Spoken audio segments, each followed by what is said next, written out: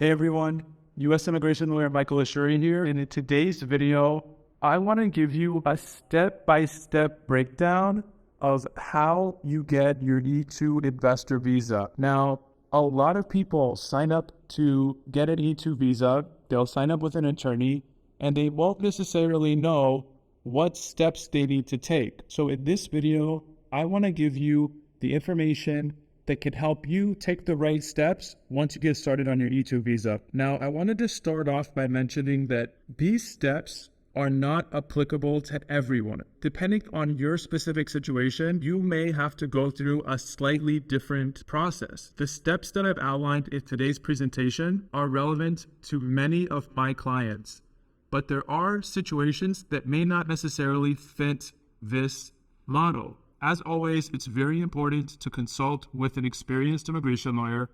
But again, in this video, I hope to give you some information that should help you get on the right track. So with that, let's get started.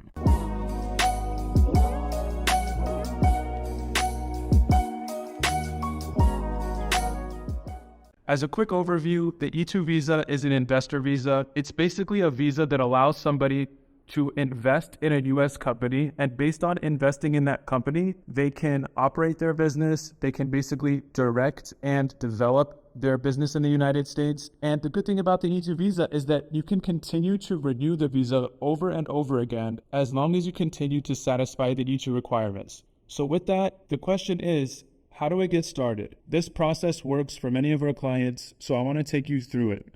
So step number one is to register your company. So if you're going to do a startup business, if you're going to start your own company, you're going to need to generally have your own company, whether it's a corporation or an LLC. You're generally going to want to set up your own business entity. So that's step number one. Depending on which state you register your company in, it could take anywhere from, I would say, 1 to 3 weeks. Now, once you register your business entity, the next step is going to be to get an EIN number for that business entity. Now, an EIN number is a unique number for your business, and that number is assigned by the IRS, and you're going to need that EIN number to be able to open a business bank account.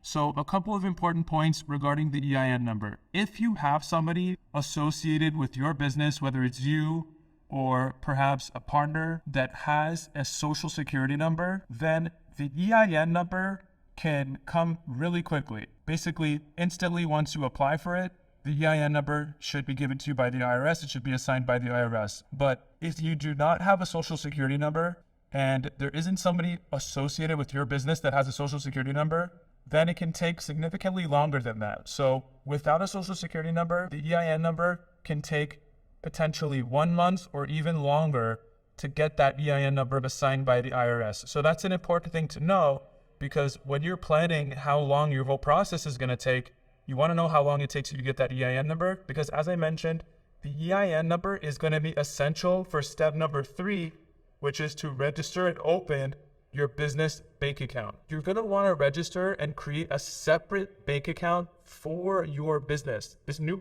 company that you register in step number 1, you're going to want to have a business bank account specifically for that company. So that's step number 3, is to open that business bank account. Again, to do that, you're going to need an EIN number. So far, we have the company registered, we have the EIN number, and we were able to open the business bank account.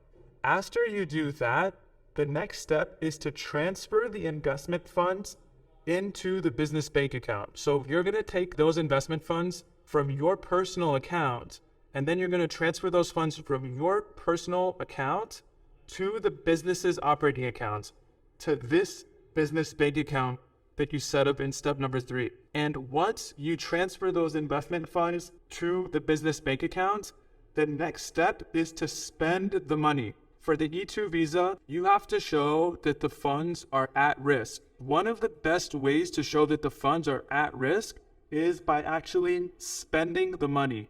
So this can be on anything from equipment that's needed for your business, supplies, inventory, getting a lease, getting a website, spending money on marketing, whatever is needed for your business. But that's what you're going to want to do in step number 5. And lastly, step number 6, once all of these 5 steps are done, Step number 6 is to submit the E2 application.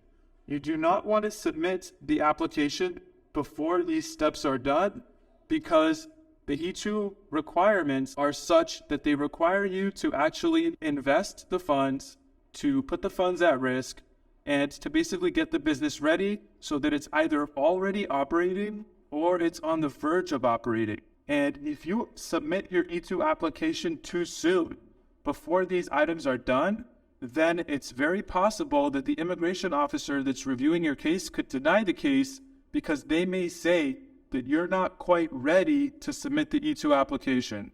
Just to go over these 6 steps once again, you got to register the company, get the EIN number for the company, open your business bank account, transfer your investment funds to the business bank account, spend the funds towards whatever your business needs, and then submit the E2 visa application. But once your E2 attorney has all the documentation that they need, at that point, they can submit the application. I know I mentioned this earlier, but I do want to preface once again that this is a general outline.